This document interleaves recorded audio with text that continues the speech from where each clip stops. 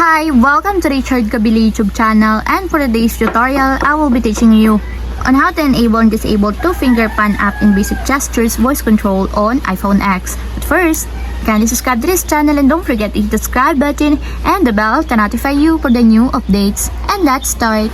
Using your iPhone X, from your home screen first, go to Settings. Then in the settings, scroll down and find the accessibility and then top. Then in the accessibility, scroll down again and go to physical and motor section and then tap the voice control. Then in this part in the voice control, go to this section and then tap the customize commands.